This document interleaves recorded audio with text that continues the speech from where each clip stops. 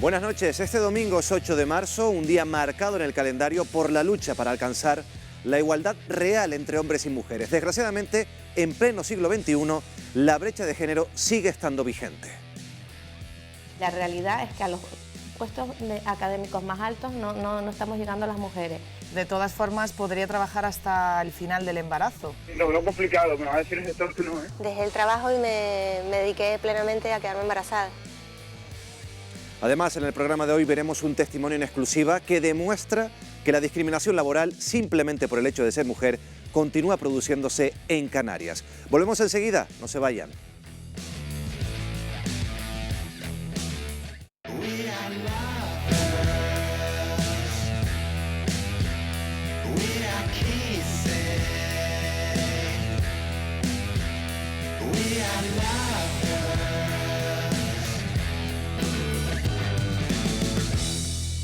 Buenas noches. Las mujeres continúan sufriendo discriminación. Cada día miles de ellas tienen que lidiar con situaciones de violencia, abuso o trato desigual. Una desigualdad que se hace patente en la brecha salarial que lleva a que las mujeres canarias cobren al año casi 2.400 euros, menos que los hombres, pese a estar mejor preparadas. Esto se traduce, por ejemplo, en que seguirán teniendo pensiones más bajas. Son ellas las que copan los empleos parciales, los trabajos más precarios, perpetuando así el rol de género, ya que se siguen ocupando de forma mayoritaria del cuidado de niños y enfermos. Pero lo más grave es que se perpetúa la violencia machista en nuestro país. En lo que llevamos de año, 14 mujeres han sido asesinadas por sus parejas o exparejas. Faltan 3 días para el 8 de marzo y todavía quedan muchos motivos para manifestarse. Hoy, en Fuera de Plano, desiguales.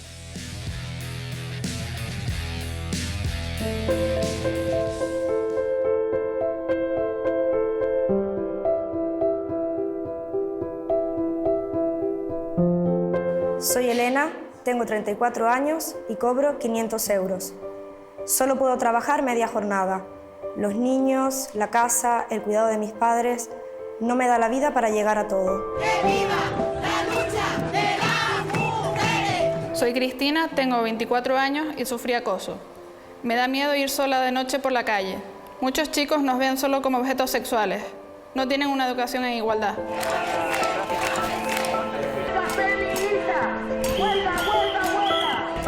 Tengo 69 años y soy ama de casa. Siempre estuve sometida a mi marido. Insultos, golpes y un mal día casi me mata. Son más de la mitad de la población. En España hay 1 millón más de mujeres que de hombres. Pero de forma incomprensible, esta mayoría sigue luchando por tener los mismos derechos. Y la realidad es que a los puestos académicos más altos no estamos llegando a las mujeres. No hay ninguna ley que lo impida, pero sí un techo de cristal. A pesar de los avances en materia de conciliación, solo un 4% de los hombres reduce su jornada laboral para cuidar de los hijos. Son ellas las que sacrifican su carrera profesional. Dejé el trabajo y me dediqué plenamente a quedarme embarazada. En política siguen siendo mayoría los hombres, sobre todo ocupando los cargos de más alta responsabilidad. El trabajo iniciado por las mujeres políticas durante la transición aún no ha culminado. Porque los gobiernos han quedado atrás en la respuesta que tienen que dar a las demandas ciudadanas. Así que más mujeres en el poder. El mayor problema que tienen las mujeres españolas es la violencia machista. Las mayores de 65 años son las que menos denuncian. ¿Por qué? Yo resistía, yo era una mujer dura, fuerte, resistía a los golpes, no le puse importancia, que yo pensaba que era normal.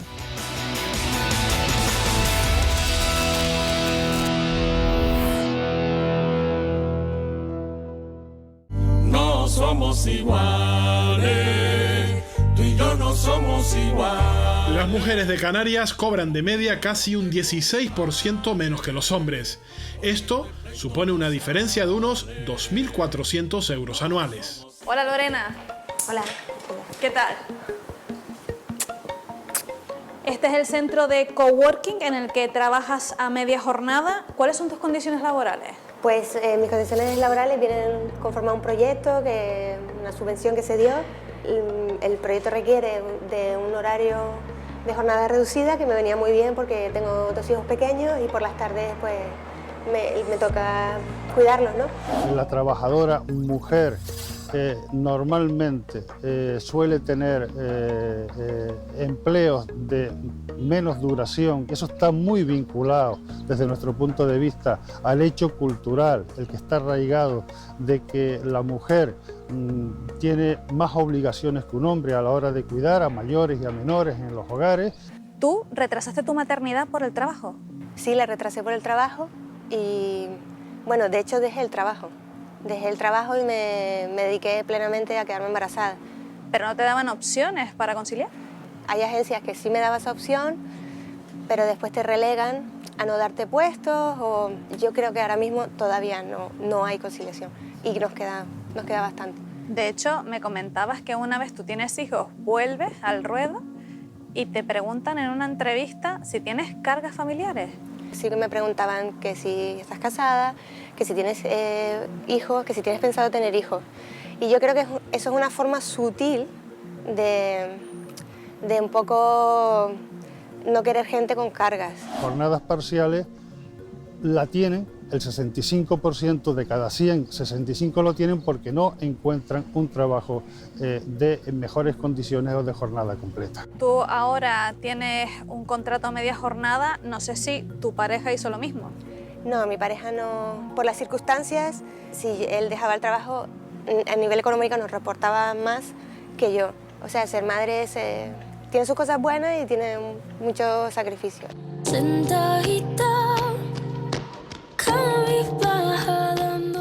Los menores salarios que cobran las mujeres también las llevan a pensiones inferiores.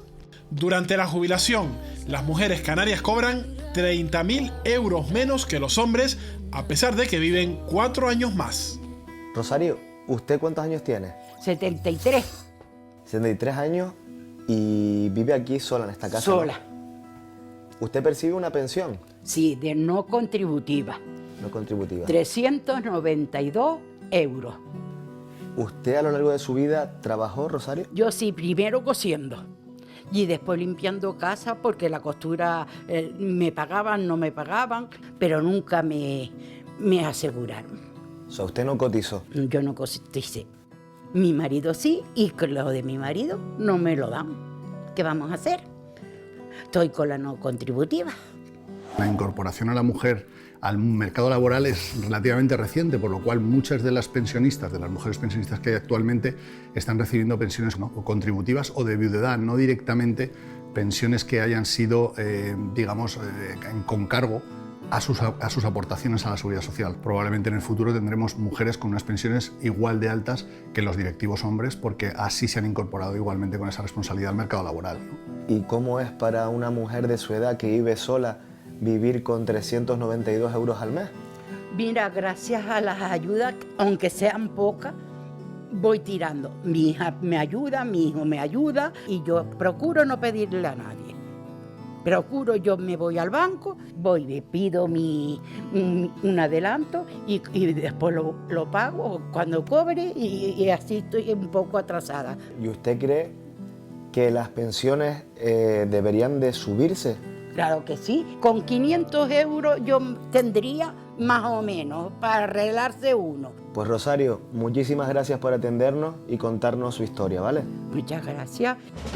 Vale más tener confianza y luchar por algo mejor.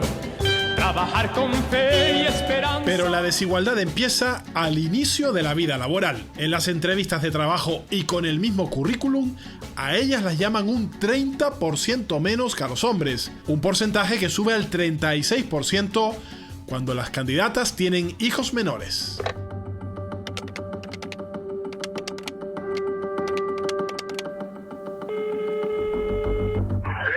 Sí, hola. Llamaba por el anuncio en el que buscan camarero. Sí, ¿y dónde trabajó usted antes, señor? Sí, pues he tenido experiencia en hostelería un par de años. Vale. Lo ideal sería tener una entrevista personal, conocernos personalmente. Vale, perfecto. Solo quería comentarle una cosa antes. Dentro de un mes voy a ser padre. ¿Habría algún problema con esto? No. principio no, ningún problema. Lo único es decir siempre la verdad. Genial, pues nos vemos mañana. Ahora me voy a hacer pasar por una chica embarazada que busca trabajo. ¿Qué respuesta obtendremos?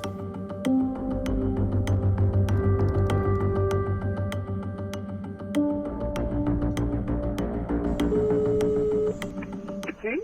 Hola, buenas. Llamaba porque he visto una oferta de trabajo de peluquera.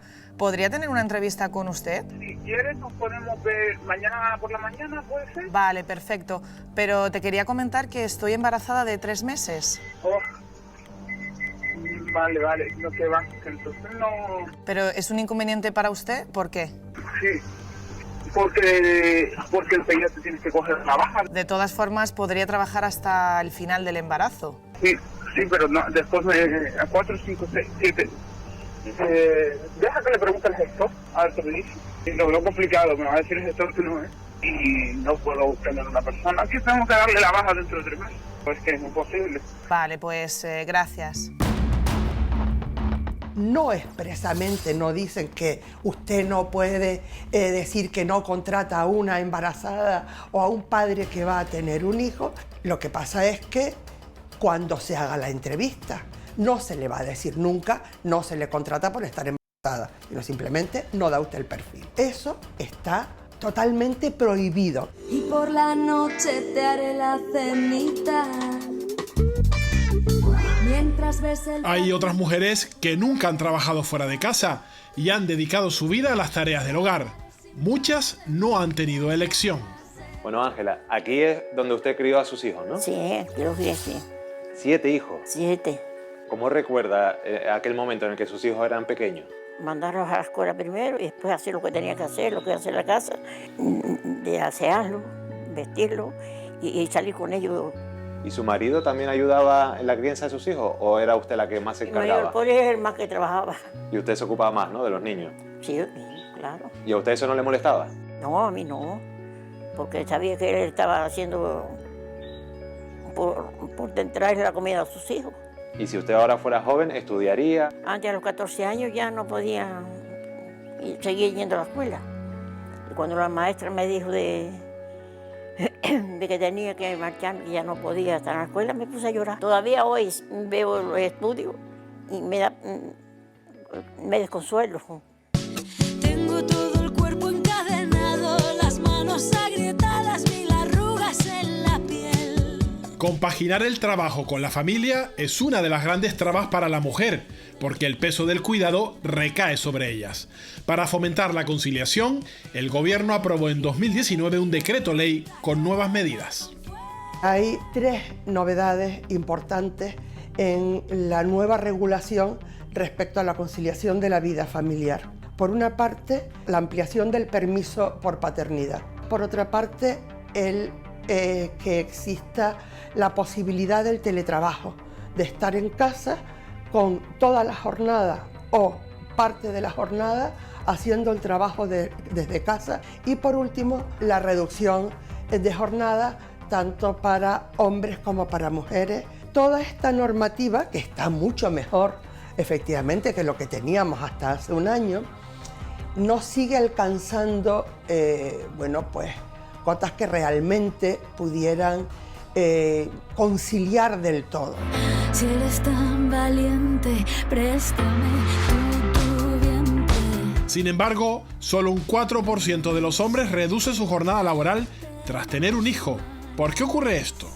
Por el rol social que ha desempeñado y que en gran medida sigue desempeñando la mujer en la sociedad. La realidad es que cuando aparecen los hijos o las hijas, la titular para ejercer de cuidador o cuidadora es obviamente la mujer, ¿no? Yo digo cómo, el dónde y cuándo. Esta noche tengo el mando. Otra de las asignaturas pendientes es la presencia de mujeres en las esferas de poder. Solo un 16% de las españolas ocupa un puesto directivo, lo que muestra el grosor del techo de cristal. Dunia Pérez, gracias por atendernos. Hola, buenos días, Wendy, ¿qué tal? Quería aprovechar a ver cómo es un día como directora general de Cencosud. Vale, estupendo, pues te invito a pasar y te cuento dentro mejor, ¿vale?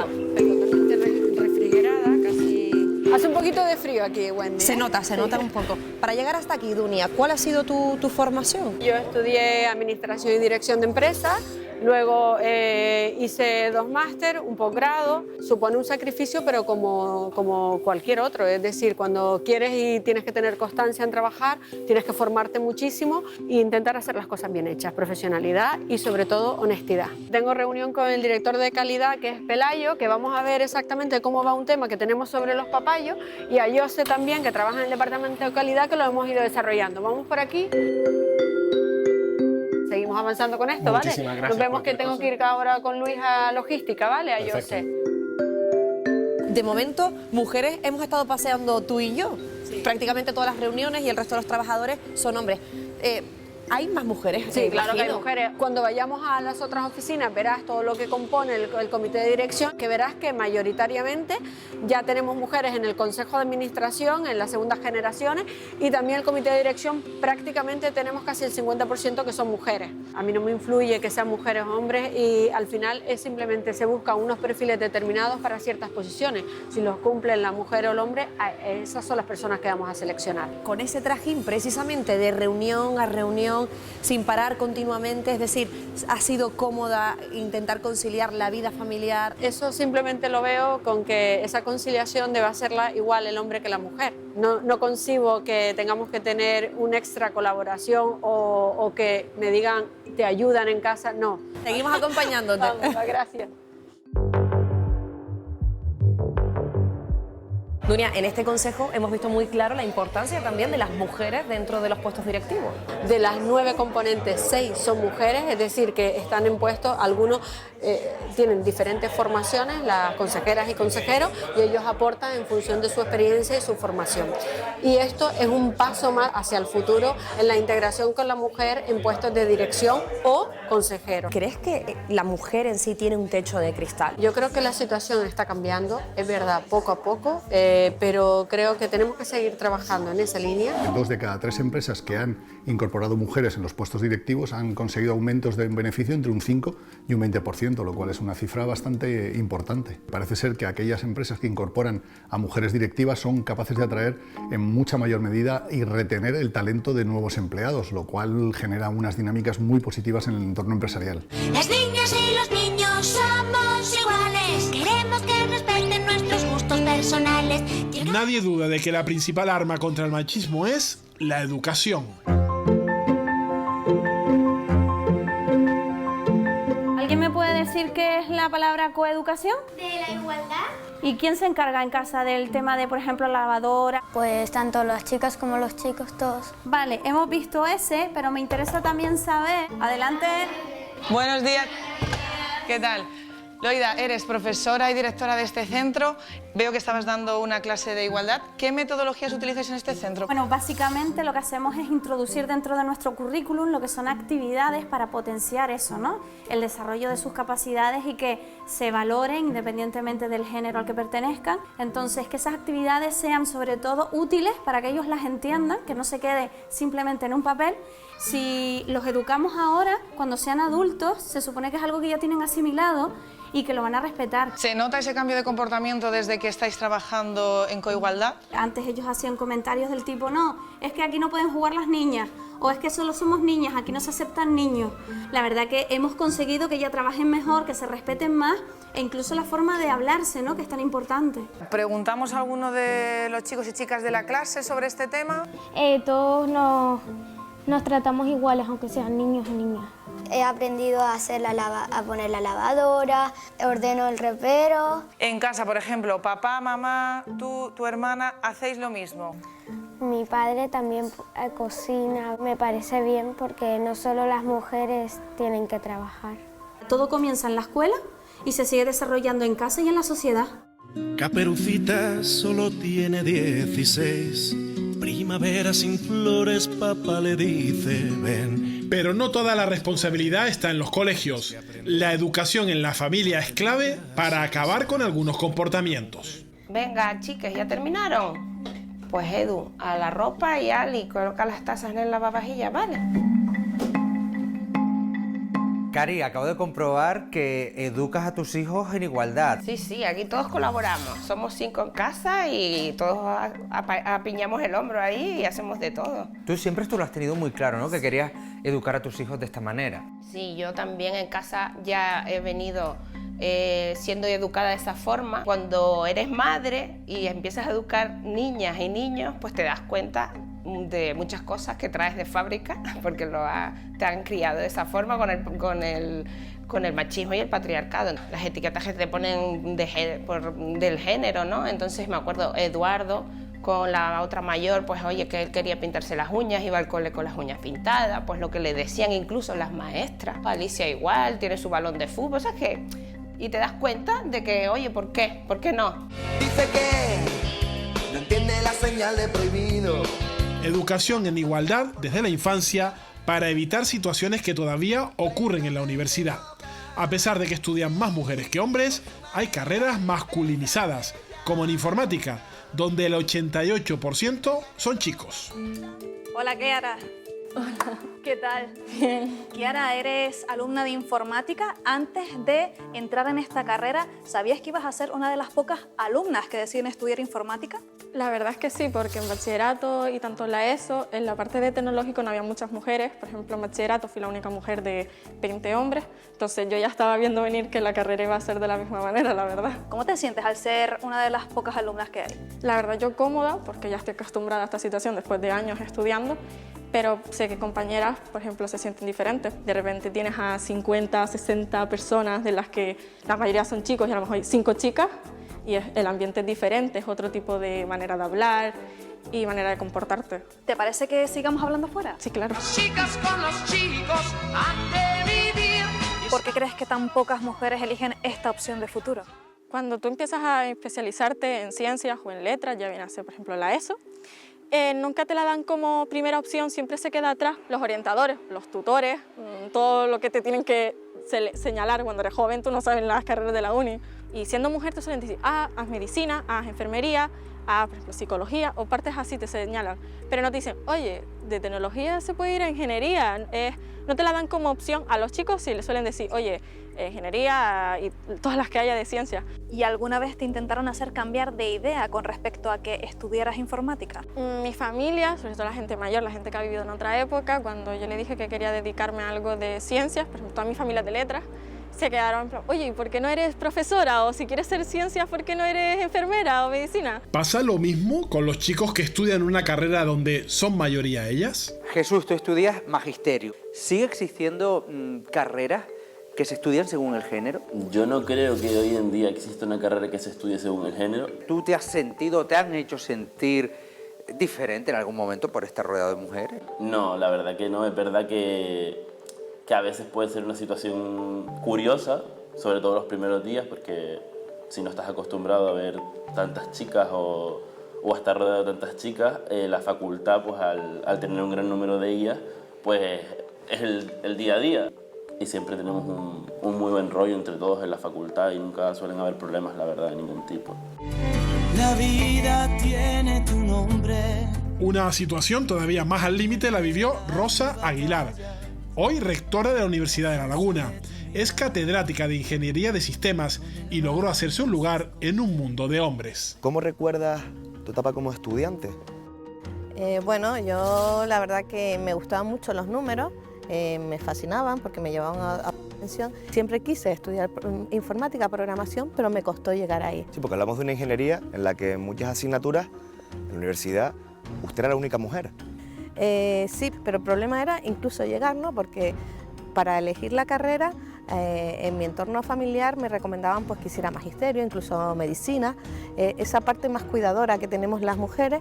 Sin embargo, a mí lo que me gustaba era programar, porque me transportaba a otros mundos. Fui en contra de lo propuesto. No me sacaban a la pizarra, ¿no? Porque entiendo que un poco me protegían.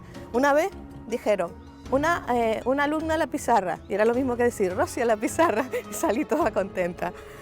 Rosa, ¿te parece si buscamos un sitio más tranquilo para seguir hablando sobre todo este tema? Perfecto. A usted le tocó estudiar una carrera en la que en muchas asignaturas era solamente la única mujer, pero es algo que hoy en día también ocurre, ¿no, Rosa? Sí, se da. A día de hoy, por ejemplo, las alumnas que tenemos en las titulaciones de Ciencia de la Salud, en las alumnas son un 75% de nuestro estudiantado, mientras que en titulaciones de Ingeniería el número de alumnas son un 24%. ¿Qué se puede hacer para romper con estos estereotipos o con estas barreras de género? Cuando te recoge un ingeniero mecánico te dice lo que ha hecho en tu coche, te da seguridad cuando es una mujer, o sencillamente cuando tú vas a contratar a alguien que cuida a tus hijos, ¿qué buscas? ¿Un hombre o una mujer? ¿Te da lo mismo? Cuando ahí no nos importa el género, habremos resuelto el tema de los estereotipos. Por ejemplo, en la Universidad de La Laguna, yo soy la segunda rectora, pero no, en 200 años no hemos tenido sino solo 2 rectoras. En todas las universidades, en el sistema universitario español, en total somos 8 rectoras. ¿Qué es lo que pasa? ¿Por qué no llegamos ahí? Precisamente porque para ser rectora tienes que ser catedrática, y la realidad es que a los puestos académicos más altos no estamos llegando a las mujeres. Que la convenza de que Dios te bendiga, deje pintadas en el muro de la vida. El sector de la creación artística también sigue resistiéndose a la paridad, y un claro ejemplo es el de la música.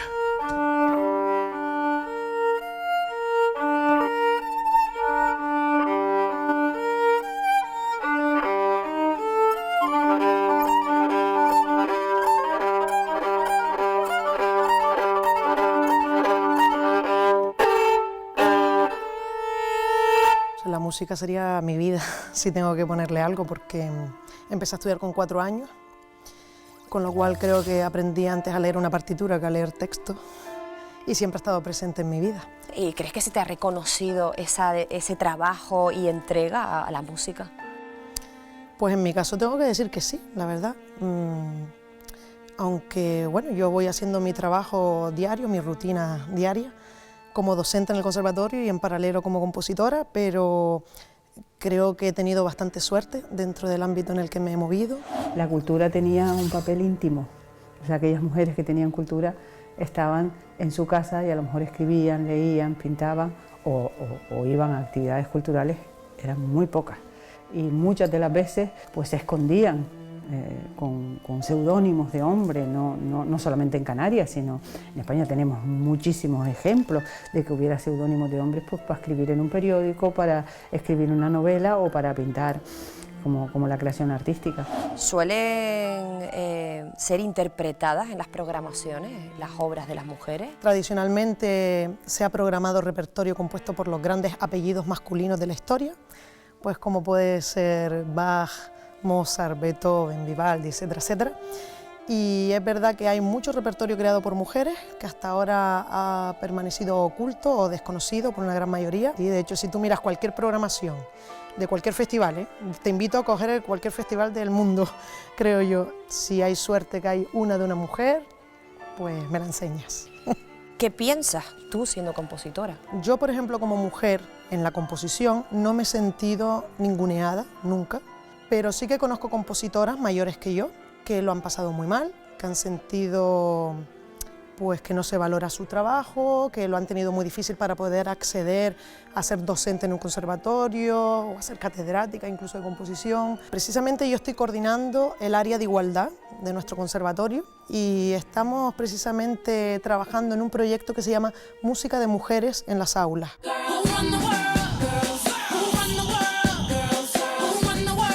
En la política, que ha sido un sector fuertemente masculinizado, se empiezan a romper barreras.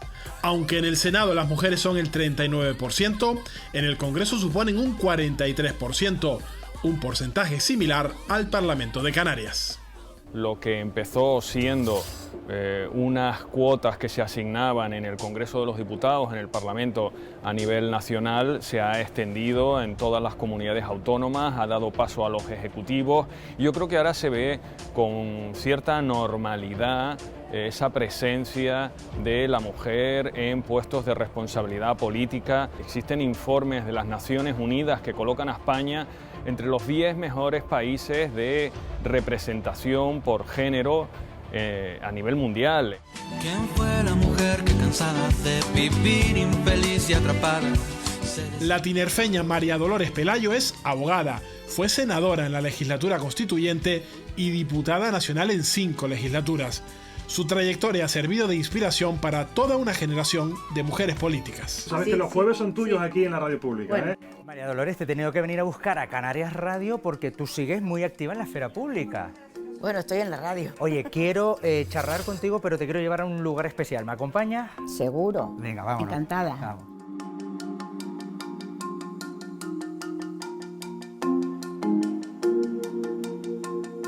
Tú fuiste una de las 6 mujeres, las únicas que fueron senadoras constituyentes en la transición, diputada en el Congreso 17 años, un papel protagonista en la etapa preautonómica. ¿Cuál es el papel de la mujer hoy en la política?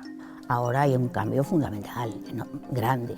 Ahora mismo estamos en un problema que yo llamo la construcción de una nueva sociedad, que no siga otra vez con los pensamientos del patriarcado y que da lugar a que todavía no hayamos podido conseguir la igualdad. Vamos a hacer otra sociedad distinta de la que hemos vivido, menos agresiva, más convivente, más respetuosa con la diversidad, más respetuosa con la tierra en la que vivimos, igualitaria. ¿Hay cosas que siguen igual, que no han cambiado en todos estos años de lucha por la igualdad? Hay todavía problemas y dificultades, lo primero, para el reparto de cargas familiares. Ese es un problema histórico que no se acaba de resolver. Chicas al poder, hay que responder. Tú sabes lo que... María Dolores, no sé si conoces a Melody Mendoza. Hola, Melody. Hola, María ¿qué Dolores tal? Pelayo. Bueno, ella es una de las diputadas más jóvenes del Parlamento de Canarias en la actualidad.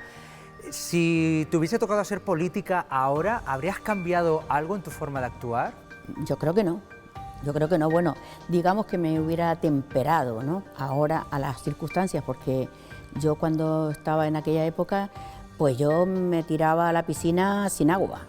Melody, en tu caso, si te hubiese tocado ponerte en la piel de María Dolores, hacer política en la transición, ¿cómo crees que habría sido tu trayectoria? La verdad que a mí me resulta complicado ponerme en la piel de María Dolores y situarme en esa etapa, en una etapa tan complicada donde hoy por hoy damos por hecho muchos derechos que están conquistados gracias a mujeres que nos han antecedido con esa fuerza y con ese temperamento. Y pienso que al final el duro trabajo que han hecho mujeres como ellas durante toda la historia pues es desconocida para muchas de mujeres de nuestra generación. Los gobiernos se han quedado atrás en la respuesta que tienen que dar a las demandas ciudadanas. Así que más mujeres en el poder. Perdón, Sí. yo como las veo muy animadas charlando, yo me tengo que ir. Ir también a la comisión. Muchísimas Encantada. gracias, de verdad. Gracias a ti. Les dejo charlando. Hasta Vale, luego. adiós, Sí, adiós. gracias a ti. Bueno, pues nada, encantada. Quizá te busquen porque naciste, quizá te miran por mujer. En la cúspide del machismo está el maltrato. El año pasado, 8 mujeres fueron asesinadas por sus parejas o exparejas en Canarias, la peor cifra desde que se crearon los registros en 2003. El año fue devastador, fue un año realmente trágico. Las víctimas de no solo asesinatos, sino también de violencia de género en general, es decir, contando con las agresiones sexuales y los abusos sexuales, fueron arrolladoras. ¿Por qué este aumento? Bueno, pues yo creo que todo acto tiene una consecuencia y tiene un impacto directo en la sociedad. Y acciones como las de quitar de educación, de la base, de la prevención, de los contenidos de la educación, pues toda la educación afectiva y sexual al alumnado, pues tiene un impacto directo luego, y estas son las consecuencias. A tu vera, siempre a la verita tuya, siempre a la verita tuya, hasta que de pena muera. Pero son las mujeres mayores de 65 años las víctimas silenciosas de la violencia machista. Son las que menos denuncian. Noelia, lo primero, muchísimas gracias por tu tiempo. Sufriste maltrato durante muchísimos años. ¿Cómo empezó tu historia? Yo me casé a los 19 años. Ya estando embarazada de mi hija, pues ya empezó los malos tratos. Cada vez que lo pienso, no sé, que se me erizan los pelos porque yo pensaba que mi hija no llegaba a nacer. Me pegaba puñetazos, me agarraba del pelo, me daba golpes contra la pared. Él me decía, tengo que matarte, me decía. Yo resistía, yo era una mujer dura, fuerte, resistía los golpes, no le puse importancia, que yo pensaba que era normal. Los trapos sucios se lavan en casa, es tu marido para toda la vida, quien te quiere te hará sufrir. Son circunstancias en las que la mujer aceptaba esa sumisión, esos roles que el patriarcado y que esa sociedad, esa cultura les asignaba, han hecho que en tanto tiempo, tantos años viviendo esta situación, la hayan normalizado. Y ahora yo le digo a mis padres que me quiero separar, mi padre puso el grito en el cielo. Dice que no, que cómo te vas a separar. A pesar de que estuvieras sufriendo maltrato, tenías que aguantar y no separarte. Exacto, no separarme, porque mi padre tenía esa cosa en la cabeza de que si ahora me separaba de él, me iba a matar. Aunque te costó, decidiste por fin denunciar y separarte. Cuando ya fui más mayor, me di cuenta de que no podía seguir, tenía que dar un parón y decir, hasta aquí, tengo que terminar con esto. Se me cayó la venda, que ya eso de que tú tienes que aguantar, mi niña, es lo que te toca, tienes que aguantar. Ya yo cuando ya noté eso, ya yo dije, no, yo no tengo que aguantar. Si esto, Noelia, te ocurriera ahora, en este momento en el que estamos, no aguantarías tantos años, ¿no? Años no aguantaría ni un segundo. Si ahora mi padre me dijera, hija, aguanta, ¿qué es lo que hay? No. Le diría clarito en la cara, le diría, no, ni un segundo más, no quiero, yo me voy, no quiero saber de esta persona. Y que denuncie.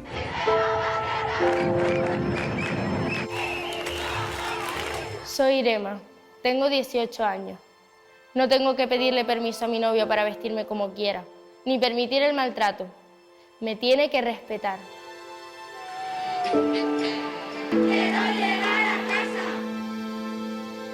Me llamo Patricia, tengo 12 años. Las calles son de todos y de todas.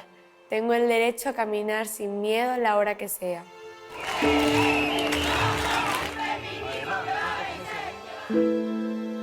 Soy Amira, tengo 9 años. Cuando sea grande quiero ser jefa y tener 2 hijos como mi madre. ¿No lo puedo hacer?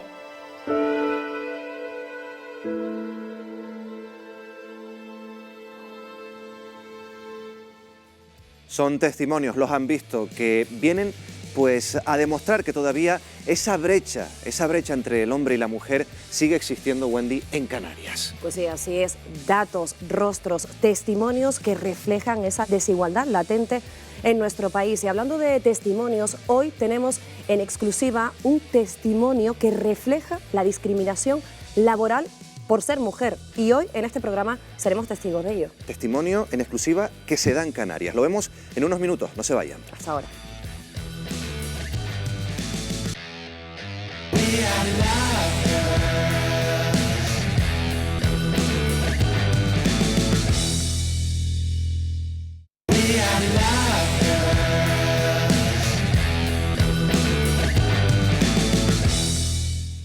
Retomamos el programa, retomamos este espacio, esta noche dedicado a la desigualdad en Canarias, en este Fuera de Plano. Y lo primero que hacemos, como siempre, es presentar a los invitados que nos van a acompañar esta noche en Televisión Canaria. Tenemos a José Luis Sánchez Jáuregui, delegado de Violencia contra la Mujer. También tenemos a los periodistas Marta Cantero, Chicha Rosarena, Juan Luján.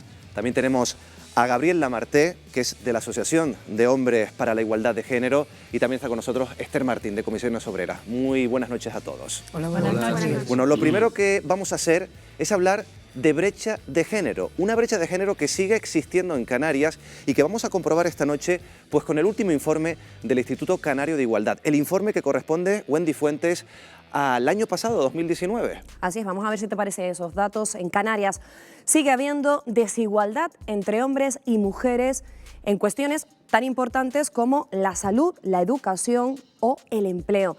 Pese a la incorporación de la mujer al mercado laboral y aunque en Canarias hay más mujeres que hombres, ellos son mayoría en la población ocupada en todos los tramos de edad. Además, tienen mayores ingresos. Y esto, a pesar de que son más las mujeres que cuentan con estudios universitarios a conseguir el 61% de las diplomaturas y el 53% de las licenciaturas, másteres o doctorados. Además, ellas siguen teniendo un mayor índice de paro y menores pensiones que los hombres. Esto hace que en términos globales casi el 52% de las personas que se encuentran en riesgo de exclusión severa sean mujeres. A lo que hay que añadir, además, que alrededor del 70% de los empleos a jornada parcial están copados por mujeres, lo que en la práctica perpetúa su rol de cuidadora. Y son ellas las que tienen los empleos más precarios y las que siguen encargándose del cuidado de los niños o los enfermos. De hecho, en 2017, últimos datos disponibles, unas 900 personas solicitaron una excedencia laboral en Canarias, pues, para ocuparse de sus familiares dependientes. De ellas, 757 fueron mujeres y 143 hombres. En la salud también hay desigualdad de género. La mayoría de las mujeres encuestadas por el Instituto Canario de Igualdad valoran que su salud es peor que la de los hombres. Esto se debe, en parte, a los efectos de la triple jornada. Es decir, a las obligaciones laborales se suma también las tareas domésticas y el mantenimiento de las redes afectivas. Un sobreesfuerzo que a la larga les acarrea una peor salud crónica. Y en la representación política y social persisten los roles de género. Los hombres están más representados en sindicatos, también en asociaciones profesionales o partidos políticos, mientras que las mujeres tienen mayor presencia en asociaciones religiosas, vecinales o AMPAs. Por último, y aunque el número de mujeres ha aumentado considerablemente en todos los ámbitos de la vida política, los cargos de más poder en el archipiélago los siguen copando ellos. El presidente y vicepresidente de Canarias son hombres. De los 7 cabildos insulares, solo el de Lanzarote está presidido por una mujer y de los 88 municipios canarios, solo en 16 el bastón de mando lo ostentan mujeres. Tras exponer estos datos, ¿qué medidas, es la pregunta, se deben de tomar para poder acabar, Miguel Ángel, con esta brecha de género? Traslado esta pregunta también para los miembros de la mesa. La recogemos en la mesa, Wendy, y se las traslado a los invitados esta noche. Por ejemplo, Marta, ¿qué medidas podemos poner sobre la mesa para solucionar estos datos que ponía o que trasladaba Wendy, esta brecha de género? A mí, como primera reflexión, oyendo toda la suma y esa visión integral que ha dado del problema, es que tengamos mayor representatividad, ¿no? Sobre todo tener mayor representatividad en todos los ámbitos, tanto de la vida civil o política, para estar en los sitios donde se toman las decisiones y poder tomar decisiones que efectivamente contribuyan a cambiar el tema, porque lo que es fundamental es tener conciencia de que el problema existe. Y porque hay hombres que sí la tienen, pero desde luego las mujeres, que somos las que la sufrimos, tenemos un nivel de conciencia mucho mayor que el que pueden tener la mayoría de Chicha, hombres. Juan, ¿están de acuerdo que se puede solucionar aumentando la representatividad de las mujeres en los puestos que toman las decisiones? Claro, y fíjate que te traigo a colación porque sabes que siempre le presto bastante atención al reportaje, espléndido, por cierto, introductorio de este programa, porque ha tratado todos los temas que hay que tratar del tema que nos ocupa hoy, ¿no? Y a mí me ha llamado la atención, Miguel Ángel, un poco para complementar lo de Marta Cantero, el testimonio de una de las 2 señoras mayores, no de la primera de Rosario, sino de la segunda, en la que decía que ella con 14 años tuvo que dejar de estudiar y que ahora muchas veces se sentía desconsolada. Pues yo te diría que el titular, como periodista que somos, diría algo así como que esto se acaba cuando las mujeres estén en puestos de mayor representación y sobre todo cuando no tengan que estar desconsoladas por no haber podido estudiar. Sí, coincido con lo que han dicho tanto Chicha como Marta, pero también es fundamental el tema de un paso al frente de las propias mujeres, por mucho que estemos con leyes que beneficien o que amparen la igualdad y por mucho patriarcado que hay y existe habiendo, si no se da el paso. Chicha en su día hace ya unas cuantas décadas directiva de una radio pública, Marta está en un grupo directivo también en una emisora, Esther que está aquí para estar en un puesto de dirección de sindicato. Es fundamental la decisión y la valentía de las propias mujeres. Solo con las leyes no se soluciona. Lo que pasa es que la carga, y aquí también le quiero preguntar a Esther, cuando una mujer pues, accede a un puesto directivo, a un puesto importante, lo que estamos hablando de esa representatividad para tomar decisiones, al final sigue siendo la mujer la que en casa también adquiere todo el peso del hogar. O sea, tienen ese doble o esa triple carga, esa mochila que nos decía Wendy, Esther. Claro, las mujeres padecemos desigualdades estructurales por el hecho de nuestra condición de género. violencias machistas, pobreza, infrarrepresentación, la división sexual del trabajo. Por lo tanto, necesitamos medidas estructurales totalmente transversales para poder acabar con todo este tipo de prejuicios, de roles, donde los contratos a tiempo parcial los seguimos asumiendo nosotras hasta el 76%, Sí. y además no por decisión propia, porque solo ese 13% de mujeres lo deciden. El resto es porque te lo impone el mercado, porque no tenemos otras alternativas. Es cierto, las mujeres tenemos que dar un paso al frente, pero es que hasta el día de hoy ese paso al frente significa tener que renunciar a muchas cuestiones. Y por eso es lo que exigimos y reivindicamos una igualdad que sea real y que sea efectiva. Esther, y también la palabra corresponsabilidad en la familia. Eso le iba a preguntar a Gabriel. Corresponsabilidad. Ya que Gabriel está pues, hoy de portavoz de una asociación de hombres por la igualdad, ¿hace falta mayor concienciación de los hombres para repartirse, por ejemplo, esas labores del hogar, esa conciliación también, para hacer efectiva ese reparto? Por supuesto, como bien han comentado aquí, los hombres tenemos una gran responsabilidad. Las mujeres han hecho muchos avances en los últimos años, se han hecho políticas para apoyar el empoderamiento de las mujeres, pero estamos viendo que los hombres estamos un paso atrás en empoderarnos en el sentido de unirnos masivamente a los cuidados en el hogar. Mientras que las mujeres masivamente se han unido al mundo laboral, nosotros no estamos dando esos pasos para igualar el tema de la carga de los cuidados, el tema de la carga emocional. Eso también tiene que ver con nuestra educación. Estos cambios requieren plantearse a nivel personal qué tengo que cambiar yo para equilibrar esta balanza, para que mi compañera no se cargue con todo. José Luis, ¿esto puede ser también parte de la explicación o parte de la base después de comportamientos, de otro tipo de comportamientos, esta diferencia de trabajo en casa, esta diferencia de criterio a la hora de repartirse las labores, por ejemplo, puede ser el sustrato de lo que después tú te encuentras en la fiscalía, pues esos comportamientos, esos malos tratos? Pues yo creo que tiene mucha relevancia. Habéis dado un dato antes que es espectacular. Las mujeres están mejor preparadas que los hombres, mayor carreras universitarias. A ver, yo te puedo dar el dato de que en la administración pública y ahora mismo en la carrera judicial y fiscal, la gran mayoría son mujeres. Cuando hay una oposición, aprueban mayoritariamente y con los mejores números, en igualdad de condiciones, ante un tribunal, mujeres. Pero el techo de cristal al final se impone. Y se impone porque existe ese rol que además es un rol que no está en la educación, pero está en el ambiente. Los hijos son de la madre y del padre, pero primero de la madre. Cuando hay una separación o un divorcio, hay muchas personas que no entienden que la madre pueda acceder a una custodia compartida, que sería lo lógico, porque los hijos son preferentemente una carga, una obligación, cuando al contrario son lo mejor que tiene una pareja de la madre. Y yo creo que eso es lo que al final desemboca en que muchos hombres que no admiten esa, entre comillas, situación ahora de no sobreponderancia sobre la mujer, apliquen luego lo que tiene el hombre todavía sobre la mujer, la violencia. Pues precisamente, hablando de esta, no sé si mal reparto todavía, esa conciliación que no se da tampoco hoy en día con las labores, con esa brecha de género de la que estábamos hablando, se está poniendo sobre la mesa una nueva ley del trabajo. Además, estos días hablaba la ministra de Trabajo, Yolanda Díaz, sobre una nueva ley del trabajo que asegure esa conciliación y ese reparto también entre el hombre y la mujer. Lo decía así.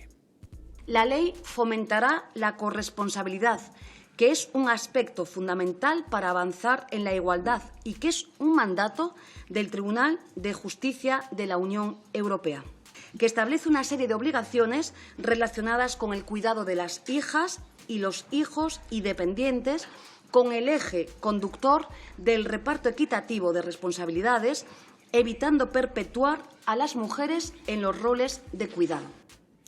Chicha, ¿se puede modificar algo con esta ley o con este intento de sacar esta ley adelante? Sí, Miguel Ángel, creo que se puede modificar, porque todas las leyes nuevas que sean positivas y que contengan, lo que pasa es que hay que cuidar los textos y que luego hay que cuidar que se lleven a cabo, ¿no? Porque fíjate que empezamos con las primeras intervenciones, Yolanda Díaz, la ministra, acaba de nombrar también la palabra corresponsabilidad. Yo te diría que hay muchos términos que vamos introduciendo y que al final del programa nos llevarán a un cómputo global de decir Claro que esto tiene solución, pero tiene solución cuando la sociedad vea las cosas de una manera diferente a como se han venido viendo hasta ahora. Fíjate la frase de Noelia, la última entrevistada o penúltima, cuando dijo, yo es que ahora mismo, cuando nuestra compañera le preguntó, ¿y tú aguantarías el maltrato? Y ella dijo, ahora mismo ni un minuto aguantaría. Fíjate que ya es un cambio total. Ella aguantó en su momento, se casó muy joven. Entonces, lo que hay que tener es un cambio total en la sociedad, porque si introducimos el término corresponsabilidad, es fundamental en este caso. Y otro término que tenemos que introducir, y ya creo que ha salido esta noche, es el de que los roles de género se cronifican y lo que hay que hacer es no cronificarlo, sino tener claro cada uno que en casa hay que ayudar. Yo, por ejemplo, nunca me he quejado porque he tenido esa suerte, pero es que yo lo vi también en mi casa con mi padre. Pero Chicha, aquí la duda, y con esta ley o con esta iniciativa, que todavía tiene que salir adelante, es si se puede obligar por medio de la ley específicamente a repartir ese cuidado de los hijos, por ejemplo. Que no sean las mujeres siempre las que opten por un trabajo a tiempo parcial para cuidar a sus hijos en casa, como lo hemos visto en el reportaje. ¿Se puede hacer? ¿Se puede legislar, Marta? Hombre, se podría, es un debate que está entre, o yo se lo he oído decir a juristas feministas, es decir, el tema si no se, de alguna manera, si no se fuerza a que se cumpla la ley, ¿no? Con medidas sancionadoras, etcétera, etcétera, es difícil que al final tenga una efectividad y las personas que son del ámbito jurídico podrán hablar de este tema con más conocimiento de causa. Lo que sí es cierto es que tenemos buenas leyes en España y en Canarias de igualdad, y además desde hace más de una década. El problema es cómo se aplican, y cuando bajamos al ver el cómo se aplican, por ejemplo, hay un estudio de una profesora de la Universidad de Las Palmas que acaba de sacar Carmen Grau sobre la aplicación de los planes de igualdad en las empresas, donde dice el problema es que se hace un mal diagnóstico, que no se evalúa, que no se pone el foco donde están realmente los problemas, etcétera, etcétera. Entonces hay unos ciertos tapones aún teniendo una ley buena, y son los que tenemos que terminar de desmontar y corregir para poder avanzar mucho más rápido. José Luis. Totalmente de acuerdo, y quiero añadir una cosa. La ley no modifica la sociedad. La ley hay que ejecutarla para modificar la sociedad.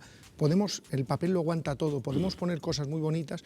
Si a las chicas que están estudiando, que están trabajando, les hablamos de que van a vivir en un mundo igual, que ya sabemos que no es igual, las estamos engañando. Lo que tenemos que hacer es una ley que para un plazo determinado imponga brevemente esa igualdad, y a base de educación. Y a base de establecer medidas correctivas que no pueden ser de hoy para mañana. La ley no soluciona las cosas ya. Hay que establecer un sistema para que esa ley llegue a una aplicación real y que sobre todo las mujeres se den cuenta, quien está ahora accediendo al mercado laboral, que al final tendrá las mismas oportunidades que un hombre, cobrará lo mismo que un hombre y podrá ascender, no lo mismo, más, porque lo pueden demostrar que un hombre. Hablando de cobrar, antes hablábamos de la brecha de género, pero también sigue siendo sangrante la brecha salarial entre hombres y mujeres en Canarias. Esto hay que decirlo. En Canarias, al igual que en el resto del país, las mujeres cobran de media menos que los hombres. Y vamos a verlos, vamos a ver esos datos. Wendy, además, con casi fresquitos los últimos datos que tenemos de hace un par de semanas. Bastante actuales, vamos a verlos. La diferencia salarial media en Canarias entre mujeres y hombres es de unos 2.400 euros al año. El salario medio de las mujeres de las islas se sitúa en los 18.917 euros y el de los hombres en 21.291 euros anuales. Esto según la última encuesta de estructura salarial del Instituto Nacional de Estadística, que ofrece cifras similares a otros estudios recientes como el que han elaborado los técnicos de Hacienda. Es decir, todos los informes publicados sobre salarios no dejan margen a la duda. Una circunstancia que no solo se da en Canarias, ya que se extiende al resto del país. Y no importa ni el tipo de jornada, ni la ocupación, ni tampoco la edad. La conclusión es la misma. Las mujeres obtienen menores rentas, por su trabajo. Así lo muestran los datos del INE para el ámbito nacional. Veamos según la ocupación. Todas las categorías laborales llevan el sello de la brecha salarial. En trabajos no cualificados, en el sector servicios, la diferencia es de 4.600 euros, mientras que en los empleos de oficina se eleva hasta los 6.100. Y si seguimos escalando en la cualificación, las directoras o gerentes cobran menos que sus compañeros hombres, unos 12.500 euros al año. También se registran diferencias notables en el tipo de jornada, sea cual sea la profesión. Los hombres que trabajan a tiempo completo perciben 3.300 euros más que las mujeres, una brecha que se incrementa en el tipo de contrato a 6.700 euros más para ellos cuando son indefinidos. Pero las cosas empeoran también con la edad. A medida que la mujer cumple años, las diferencias se ensanchan, sobre todo a partir del periodo de maternidad. De los 35 a los 39 años, la brecha comienza a ser mucho más significativa, con 5.100 euros a favor de los hombres, una cantidad que se eleva a los 8.000 euros anuales a partir de los 55 años y que está relacionada con el papel que desempeñan las mujeres en el cuidado de sus mayores. Con todos estos datos referidos a la media nacional, hay diferencias entre comunidades autónomas. País Vasco o Madrid son las que más brecha salarial registran, mientras que Canarias se encuentra entre las regiones donde esa brecha es mucho más estrecha. Pero ¿cuál es el motivo? Pues la razón que explica que en las islas sea menor la distancia de sueldos entre géneros se debe solo a que los salarios en el archipiélago son más bajos que en el resto de España. Como han visto, son muchos los efectos perversos que la desigualdad ocasiona a las mujeres en el ámbito laboral. Con esos últimos datos de esa última encuesta reciente, a la vista está que sigue siendo una realidad esa brecha. Datos muy claros, Esther, y el problema es que aquí nos encontramos con dos situaciones. Brecha salarial en Canarias, que es la más baja de España, pero por otra cosa y por otro problema, que es que aquí cobramos menos que en el resto del país. Aún así, esa brecha salarial sigue existiendo en Canarias. ¿Qué podemos hacer? Primero me gustaría, si me lo permite, Sí. porque estoy convencida que las personas que nos están viendo desde casa intuitivamente van a decir, bueno, eso en mi empresa no ocurre porque tenemos una única tabla salarial. Entonces tendremos que explicar o intentar saber explicar. ¿Por qué pasa? Primero, que hay discriminaciones directas. Comisiones Obreras ha ganado ya cuatro juicios contra hoteles de la isla de Tenerife por una discriminación directa. Mujeres y hombres cobrando diferenciadamente, llegando incluso con una diferencia de 500 euros mensuales, haciendo funciones similares y bajo un mismo convenio colectivo. Y otros 32 juicios pendientes a un fallo judicial. Y luego una brecha salarial por una discriminación indirecta. ¿Esto qué significa?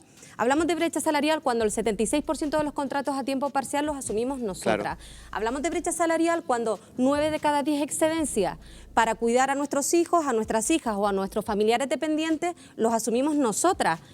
¿Por qué? Primero porque las administraciones públicas no nos ofrecen alternativas, no tenemos plazas para llevar a nuestros menores de 0 a 3 años, no tenemos plazas donde llevar a nuestros mayores dependientes, por lo tanto eso implica un detrimento de mi salario, de mi base de cotización y por lo tanto de mis prestaciones futuras. Es por eso por lo que la pobreza, fundamentalmente nuestro archipiélago, tiene rostro de mujer, porque somos mujeres trabajadoras pobres en el presente, pero es que lo volveremos a hacer y continuaremos siendo con las pensiones, donde se deberían incrementar un 58% de las mismas para equipararnos con los varones. Por lo tanto, todo esto y bastante más es brecha salarial.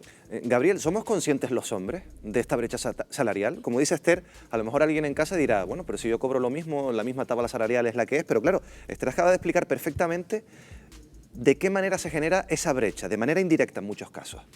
Claro, normalmente no lo estamos viendo por lo que decía muy bien la compañera hace un momento. En mi empresa las tablas salariales son las mismas, etcétera, ¿no?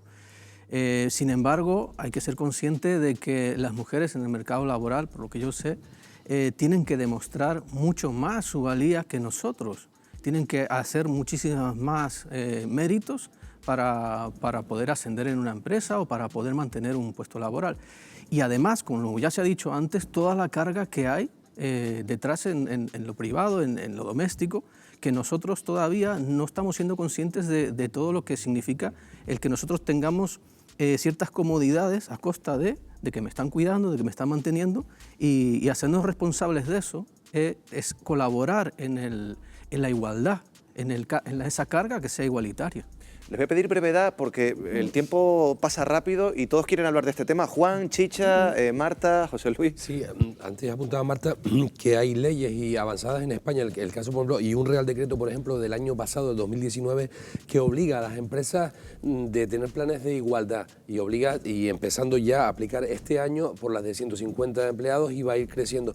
Sin embargo, faltan recursos, falta inspección laboral para realmente ver si las empresas lo están llevando adelante y estoy convencido de que no se está aplicando ese Real Decreto que se aprobó el año pasado. Venga, muy brevemente, Marta, sí, Chicha. Es curioso, ¿no? Porque Esther empezó, digamos, un hilo, lo siguió Gabriel, ahora Juan, digamos, ha tratado otro, y yo iba a decir que tanto lo de Esther como lo de Gabriel nos llevan al testimonio de Rosario, una de las dos señoras mayores que entrevistaron, que fíjate con qué naturalidad ella decía, es que hasta te emociona, ¿no? Dice, bueno, yo cobro ahora 395 euros, yo me conformaría con 500. O sea, a mí esa frase me ha llegado al alma, he de decirlo. Dice mucho de cómo se conforman determinadas generaciones. Y Wendy lo explicó muy bien en su presentación, porque te das cuenta que en la treintena las mujeres tienen unos determinados problemas, que es que piden excedencias o reducción de jornada, que solamente el 4%, ojo, solicita la reducción de la jornada laboral siendo hombre, es decir, que el resto son mujeres. Luego, cuando van avanzando en edad, se presentan otros problemas y luego ya llegas a la edad de 50 y pico años que a lo mejor tienes que dejar de trabajar porque tienes que cuidar a tus mayores. Muy brevemente, Marta y José Luis, brevemente, porque tenemos un testimonio preparado. Esto es una especie de pescadilla que se come la cola, el tema del mercado laboral, porque mira, hilando los datos que se han dado en el reportaje, decían, a mismo currículum, ellas son elegidas, seleccionadas un 30% menos. Pero después decía Jesús del Amo, cuando se les contrata, se aumenta un 5 hasta un 30% los beneficios, pero es que además a mayores cuando son directivas la brecha salarial todavía se subraya más, es decir, son todas el sistema está trabado de tal manera que es imposible romperlo, tendrían que empezar a cobrar mejor, a ser contratadas igual que ellos con currículum ciegos, por ejemplo, ¿no? O cualquier otro tipo de medidas concretas. José Luis. Sí, brevemente, Esther ha dicho una cosa que es, porque nosotras, los niños de 0 a 3 no hay guarderías y los mayores son del hombre y de la mujer, y los niños son del hombre y la mujer. Totalmente. Eso es lo primero que hay que eliminar. Asumimos pero es que nosotras. efectivamente, el problema es ese. Y luego cuando llega la crisis de pareja, como él tiene una remuneración generalmente mayor que ella, pasa a una segunda dependencia económica, la batalla de los alimentos. Los alimentos son para mi hijo, no son para ella.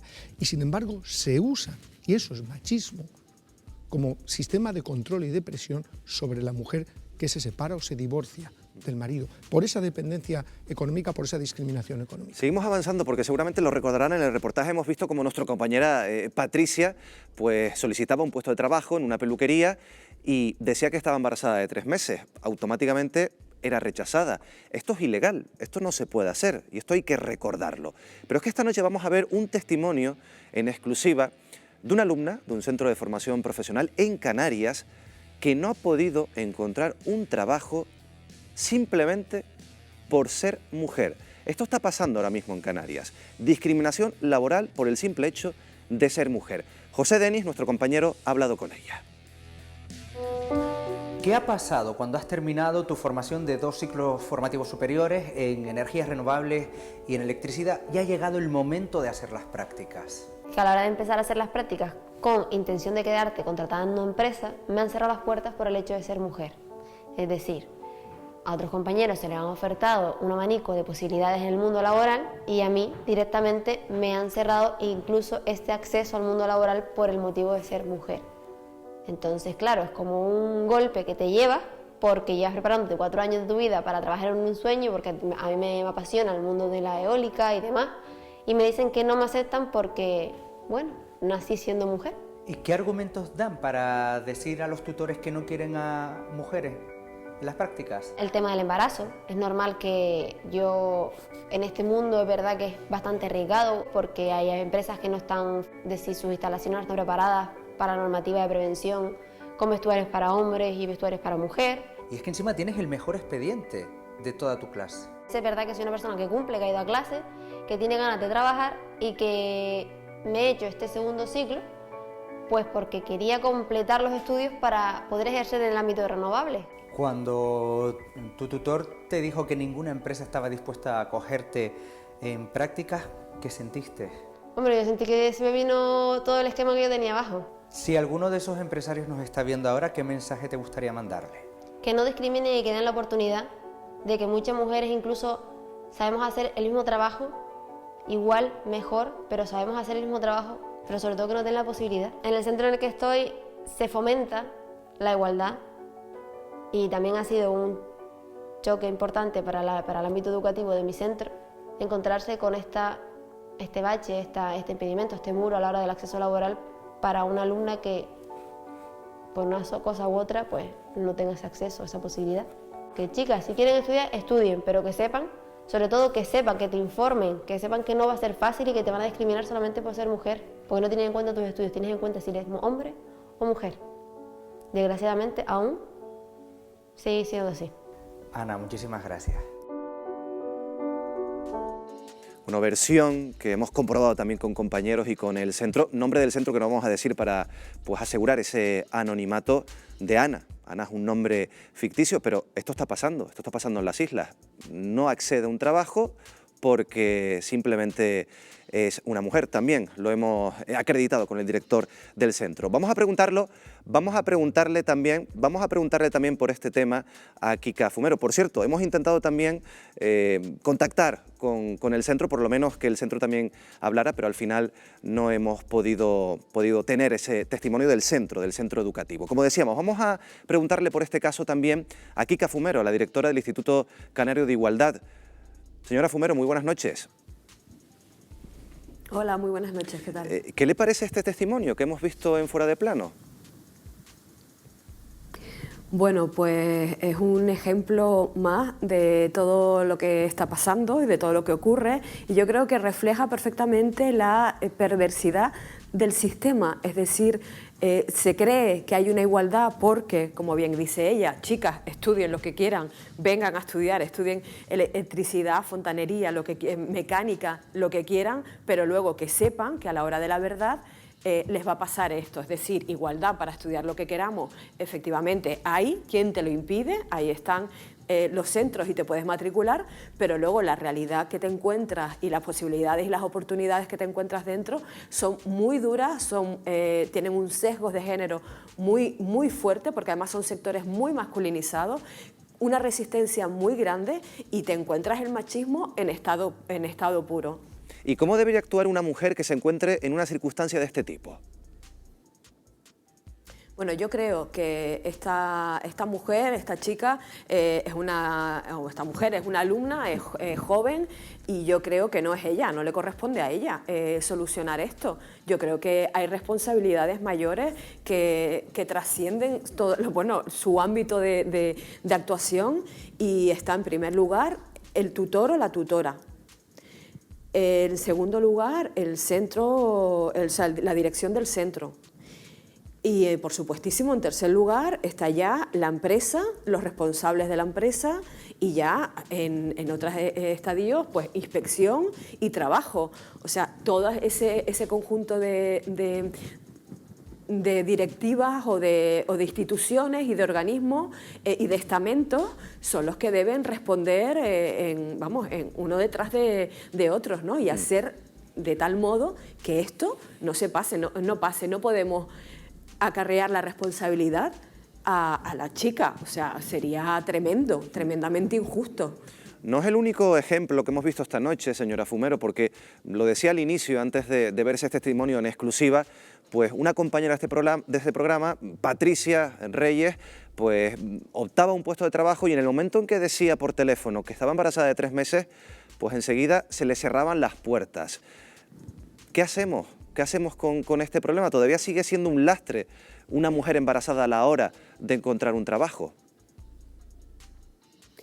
Pues mira, es un ejemplo clarísimo que sabemos que ocurre, y qué bien pues que lo pongan, porque después nos echamos las manos a la cabeza cuando vemos los datos sobre la brecha salarial.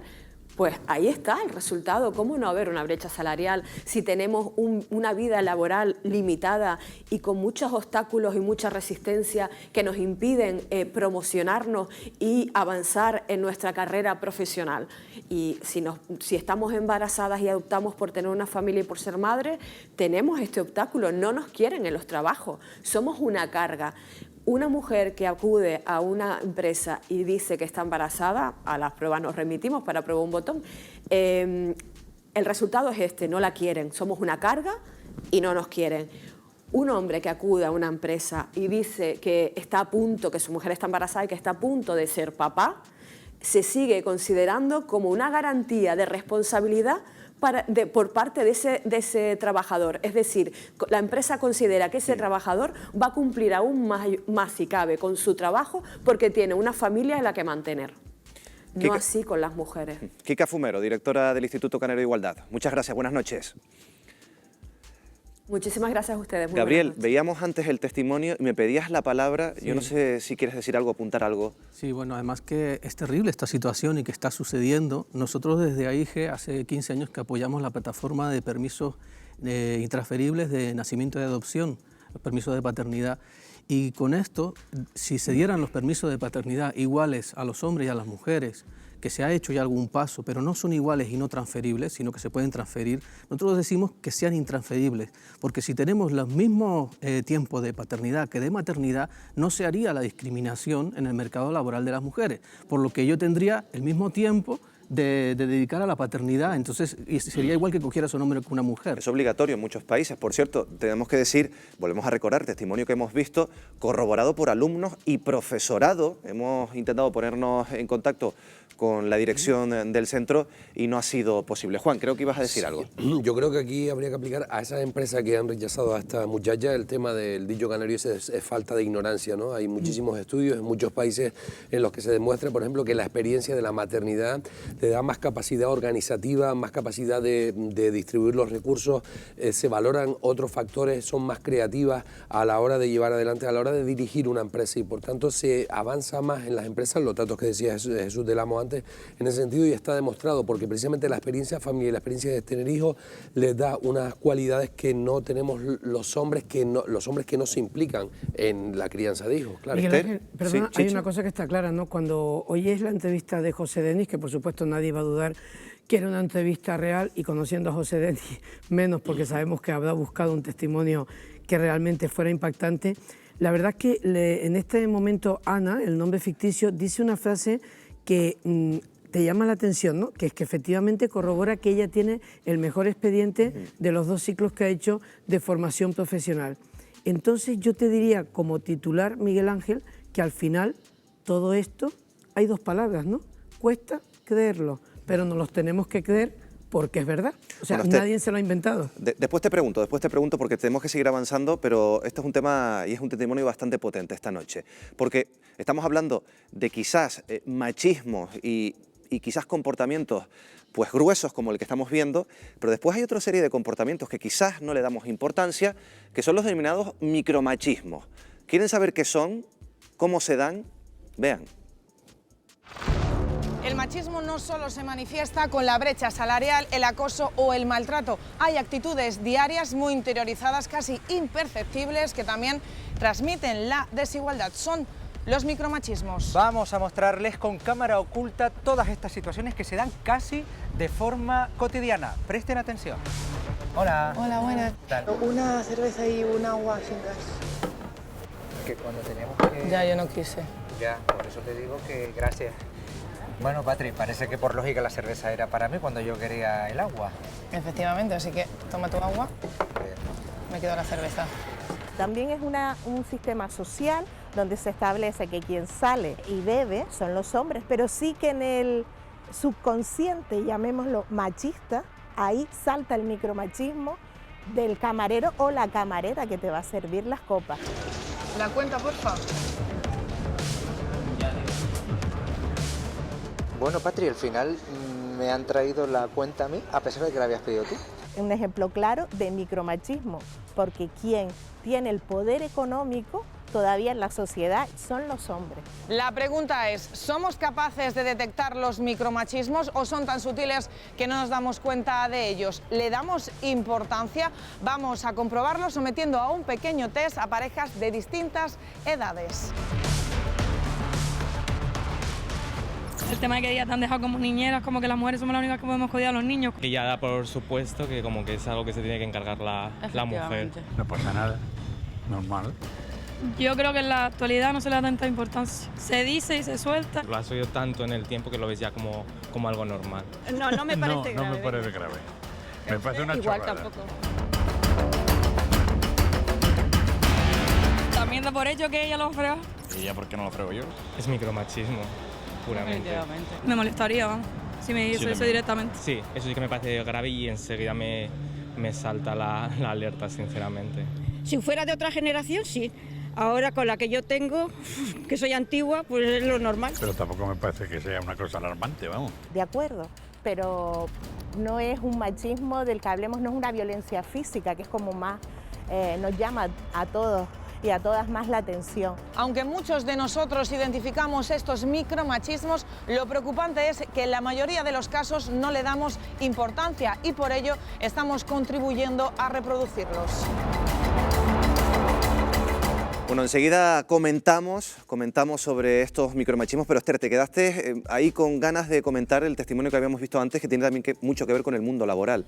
Es bastante complicado demostrar una discriminación cuando vas a una entrevista, pero es que en el caso que nos ocupa es que este centro educativo es cómplice porque se está callando una discriminación que es directa, una discriminación que atenta contra un derecho fundamental de nuestra Carta Magna, que es el derecho a no ser discriminado por una cuestión de sexo.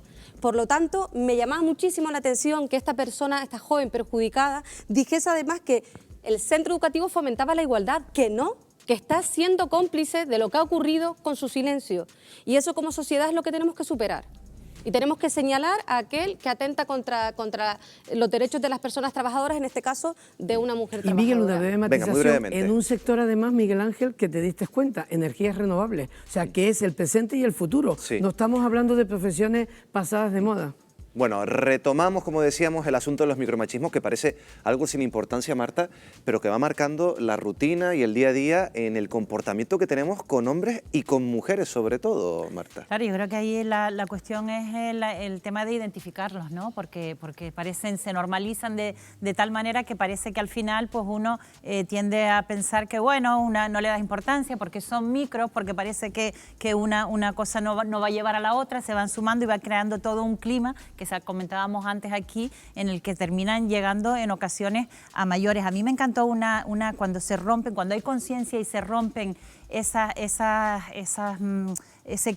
sociedad que tenemos, ¿no? Tan patriarcal y tan machista. Me encantó la señora que salió al principio mayor y tal, que decía que ella cuando le dijeron que tenía que dejar los estudios le dieron ganas de llorar, ¿no? Y que todavía a día de hoy era una señora mayor, estaba desconsolada pensando que le habían roto, era consciente, tomó conciencia de que le habían roto toda una vida, pero a lo mejor otras mujeres en su misma condición les decían, no, pues tú eres una mujer del campo, tú no puedes estudiar o lo que sea, y ni siquiera se rebelaban contra eso, ¿no? Porque parecía que era lo que les tocaba, lo que era normal, y no normalizar esas cuestiones creo que es lo fundamental para poder modificarlas. La no utilización, Juan, de lenguaje inclusivo, ¿podría ser clarificado un micromachismo? Porque aquí hay mucha polémica, ya saben que tenemos a la RAE, lo que dice la RAE, la gente que está exigiendo utilizar un tipo de lenguaje o modificar ese lenguaje para incluir también a las mujeres o por lo menos el género femenino. ¿Cómo lo ves? Hombre, como enamorado de esta profesión, de este oficio, el idioma es muy importante.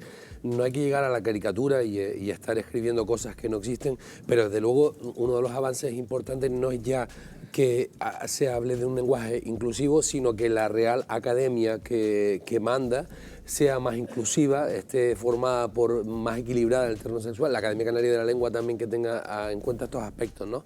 Porque ahora mismo es un freno para el cambio el que exista una academia española tan casposa, ¿no? Formada por tantos mallitos no sé si están de acuerdo, tanto como Pérez Reverte y demás. No sé si están de acuerdo por aquí, Gabriel, José Luis. Totalmente. Como bien la palabra micromachismo viene de Michel Foucault, de pequeñas estrategias de poder que usamos cotidianamente para marcar dónde estás tú, mujer, y dónde estoy yo. Y son pequeñas estrategias como gotitas de agua que van llenando un vaso. Este vaso que es nuestra sociedad, que al final acaba sometiendo a las mujeres y haciéndonos pensar a los hombres que tenemos un poder superior. El trabajo que tenemos los hombres es tomar conciencia de esto, compartir entre nosotros las experiencias que hemos tenido y tomar conciencia y dejar de ejercer estas pequeñas estrategias para tener una sociedad al final más igualitaria. Muy bien, José Luis. Sí, yo pienso y creo que disentir de casi todo el mundo que tenemos problemas mucho más relevantes. Lo que acabamos de ver de esta chica era impactante. Antes Esther dijo una cosa sobre las empresas que yo quería matizar. No, las empresas no discriminan directamente. Era muy típico el caso, yo he llevado el social mucho tiempo, en que a un hombre se le ponía, aunque tuviera un currículum mucho peor y menos experiencia, en una categoría superior a la de la mujer, haciendo el mismo trabajo, porque los salarios son por categoría profesional. Y cobraban más. Y cuando la mujer lo decía, es que él tiene familia. Lo que pasa con esta chica, el mejor currículum, pero es que los otros son hombres y tú te vas a quedar embarazada. Para mí eso es demoledor, porque les estamos engañando. Estudia lo que quieras, llegarás a donde sea y llega un momento en que hasta ahí has llegado.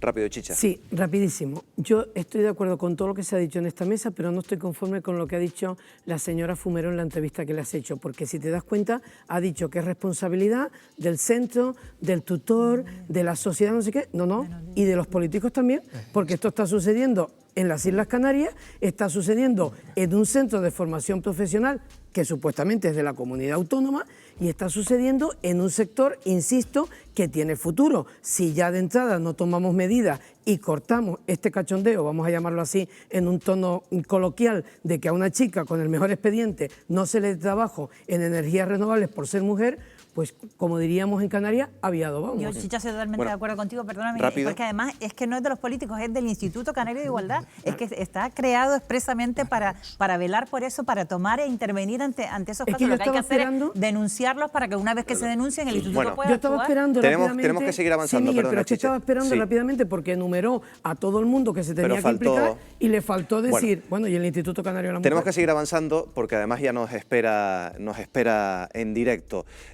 Con la primera sentencia de la manada, muy polémica, un conocido ilustrador, también dibujante, le pidió a sus seguidoras que le pasaran, que le enviaran situaciones que hubieran vivido de abuso, de este tipo. Bueno, la avalancha fue tal que ha tenido que sacar un libro de ilustraciones con esos ejemplos. El libro se llama Homo Machus, de animales a hombres, y él se llama, el dibujante que hay detrás de esta obra, él es Javier Royo. Muy buenas noches.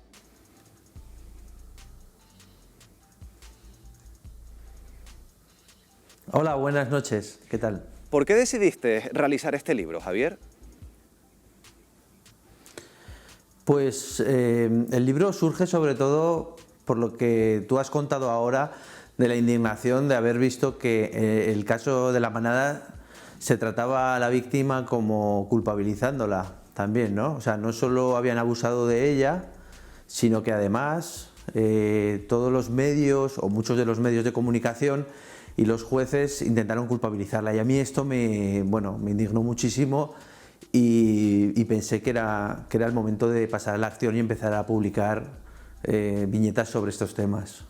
Recibiste centenares de mensajes, alrededor de 300 ejemplos, pero finalmente te quedaste con 14. ¿Cómo los seleccionaste?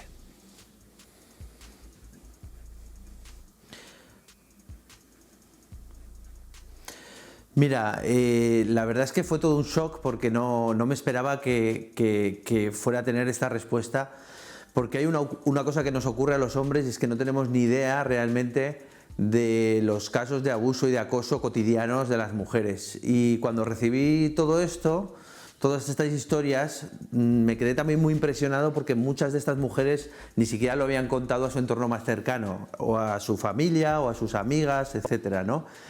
Y bueno, pues tuve que hacer una selección, efectivamente, y la selección la hice ayudándome de mi pareja y de mi hija, aunque te tengo que decir también que curiosamente muchas de estas historias se podían agrupar, o sea que mujeres que hayan visto, por ejemplo, a un hombre masturbándose en un camino, hay un grupo, podría haber 30 historias, de acosos en el trabajo, otras 30, de gente que les ha intentado meter mano, abusar en un transporte público, otras tantas. Entonces, bueno, también las agrupé y luego hicimos una selección intentando que hubiera casos muy variados a lo largo del libro. Y a lo largo del libro aparecen desde los acosos más cotidianos, que no por eso menos graves, a temas muy graves como puedan ser incluso violaciones dentro del entorno familiar. O sea, es muy bestia. Y yo me quedé muy parado además con esto, ¿no? Viendo todo esto, Javier, uno se pregunta si somos los hombres conscientes de este tipo de realidades? Bueno, yo creo sobre todo que existe muchísimo desconocimiento porque nos falta mucho esta cosa de comunicarse con las mujeres y de generar un entorno empático y en el que las escuchemos. No hemos escuchado a las mujeres y creo que es una de las piezas clave que tenemos que empezar a revisar dentro de nosotros mismos, ¿no? Lo primero para, digamos, dar ese paso para alinearnos al lado de las mujeres, que es muy importante, es precisamente analizarnos, mirarnos dentro y ver que realmente tenemos trazas de machismo y que tenemos que dar el paso y hablar con ellas, sobre todo es hablar con ellas. Yo lo que diría como mensaje es: habla con tu entorno, habla con las mujeres que tienes alrededor, con tu pareja, con tu hija, con tu madre, y de verdad vas a entender mucho mejor muchas de las cosas que ocurren. Y posiblemente ese sea el punto de partida para luego pasar a la acción. Bueno, Javier, para acabar, ¿estamos cerca de la extinción del Homo machus? Pues me temo que no, porque realmente yo creo que el Homo machus sigue existiendo y lo estamos viendo no solo en los informativos cuando se habla de las violaciones y de los casos más conocidos, sino en nuestro día a día. Y el gran problema que tenemos sobre todo es que el machismo es una pandemia, es algo que nos influye a todos, a hombres y a mujeres también, ¿no? Todos conocemos también mujeres que son machistas, y es así. Bueno, Javier, muchas gracias, muy buenas noches, gracias por estar con nosotros en Fuera de Plano. Gracias a vosotros, adiós. Bueno, cambiamos de asunto porque una de las peores formas de machismo, la más aberrante sin duda, yo creo que es la mayor lacra, es la violencia machista y sobre todo el asesinato de mujeres a mano de parejas y exparejas. Les voy a dar dos datos. Desde el año 2003 han muerto en España más de 1000 mujeres, 1047. Y en lo que llevamos de año, pues han muerto 14 mujeres, vuelvo a recordarlo, a manos de sus parejas o exparejas. La mayoría, por no decir en su totalidad, no había denunciado. Y esto es importante, José Luis. ¿Cómo podemos cambiar esta dinámica? ¿Cómo podemos, pues, intentar que ante la mínima señal una mujer denuncie? Pues yo creo que alertando de esas mínimas señales. Hay un caso prototípico que ocurrió el año pasado aquí. Es una mujer que, a pesar de que su expareja ya la habían controlado en los medios, le había controlado el móvil, aun descubriéndolo, no pudo ver el riesgo que ese hombre representaba para ella y acabó matándola. Que no es culpa de la mujer, pero tenemos que enseñar a las mujeres a percibir todos los riesgos. El control en la posesión es muy grave. Es verdad, y nos vamos a encontrar supuestos en que la violencia brota espontáneamente y no hay nada que nos avise de eso. Pero lo que sí tenemos no son solo las fallecidas, es un montón de mujeres maltratadas que han podido ver pequeños casos de violencia, que es lo que tenemos que cortar en seco. Y además hay que tratar al machista. Hay que reinsertarlo. No basta condenarlo, hay que demostrarle y que la sociedad se dé cuenta que lo que ha hecho ese hombre es nefasto. Va contra él y va no solo contra la mujer, va contra el resto de la sociedad. José Luis, 2019 fue un año malo, pero con las cifras de este comienzo de año, si la tendencia se mantiene, va a ser incluso peor. ¿Por qué está pasando esto? Tú que tienes contacto en el día a día con estas realidades. Pues yo pienso que tenemos un problema de apreciación. Tenemos que volver, después de 15 años de la Ley de Violencia de Género, a plantearnos por qué ocurre esto. Durante 15 años nos basábamos en que la violencia estaba alarmada, que existía, que no se denunciaba, y ahora cada vez hay menos denuncias. Hay un problema añadido, yo lo dije el año pasado, y alguien me dijo, es que no es un problema, sí es un problema. Es el hombre que mata y se suicida. Porque contra esa persona el Código Penal no funciona, no hay miedo. Si yo mato y me quito la vida, no va a haber cárcel, no va a haber condena, no hay reproche social. Y tenemos que valorar eso. ¿Por qué está llegando el machismo a crear esos hombres que prefieren matar por delante? Ojo, y no matar solo a su pareja, matar a sus hijos también y luego quitarse la vida, porque ante ellos la reforma legislativa, el Código Penal no va a funcionar. Hace falta algo diferente y que sea mucho mejor que el Código Penal para evitar esos que son los casos que generalmente más graves. Aún así tenemos ese Código Penal, esa ley contra la violencia de género, pero ¿tienes los medios necesarios? ¿Cuentan ustedes con los medios necesarios? Hablo de, no solo de fiscales, hablo de psicólogos, por ejemplo. No, yo lo he dicho muy claramente. El año 2015 se publica un estatuto de la víctima que dice que tiene que haber unas oficinas de víctimas. En Canarias, 5 años después, no tenemos oficina de atención a la víctima. La valoración de la víctima, del riesgo existente, incluso del encausado, encartado o investigado, lo hacemos con unos medios mínimos, porque no existen las unidades forenses de valoración, porque no se han dotado. Y yo, me pongo delante, ni los jueces o juezas y ni los funcionarios de la Administración Judicial somos psicólogos ni somos psiquiatras. Y podemos apercibir riesgos por nuestra experiencia profesional, pero no tenemos la base sólida para detectar determinados riesgos y comportamientos machistas. Y alguien que se te sienta ahí por un hecho mínimo puede ser una persona muy peligrosa a la que tú no puedas detectar. Y necesitamos esos medios. Yo no pido fiscales, no pido jueces, pido juzgados, eso sí, para fíjate, determinados porque sitios. esa realidad también la reconoce el consejero de Administraciones Públicas, Justicia y Seguridad del Gobierno de Canarias, Julio Pérez. Julio Pérez reconoce que faltan psicólogos en las unidades de valoración y lo reconocía hace muy poco. Ahí lo que no tenemos son psicólogos. Venimos queriendo aumentar el número de psicólogos en nuestra RPT. Desde el año 2009 hay solicitudes, pero la propia comunidad no ha accedido a ello. Nosotros hemos vuelto a plantearlo. Mientras tanto vamos a hacer convenios con los fondos de violencia para aumentar interinamente el número de psicólogos, contar con los colegios de psicólogos. Ahí estamos en una situación de deficiencia que pretendemos resolver por esta vía. Bueno, la falta de psicólogos puede ser fundamental a la hora de abordar un caso de este tipo. Son muy importantes y queremos saber por qué son tan importantes. Demelsa Fortes, psicóloga, muy buenas noches. Hola, ¿qué tal? Buenas noches, ¿cómo estamos? ¿Por qué son tan importantes los psicólogos en este tipo de casos? Bueno, pues por varias cuestiones, lógicamente, ¿no? Pero quizás la más importante es porque las mujeres que sufren situaciones de violencia de género presentan posteriormente, como consecuencia de esa violencia, una serie de secuelas a nivel psicológico sobre las cuales hay que intervenir para evitar traumas mayores en el futuro. ¿Cuál es el estado anímico con el que se encuentran a mujeres que han sido sometidas a maltratos, a vejaciones? Bueno, en este caso entiendo que estamos hablando pues de mujeres que han sufrido maltrato por parte de las parejas o exparejas, ¿no? Porque hay muchas formas de violencia de género, como ya bien estaban comentando, pero en nuestra sociedad la forma de violencia de género más común es el maltrato a la mujer por parte de su pareja.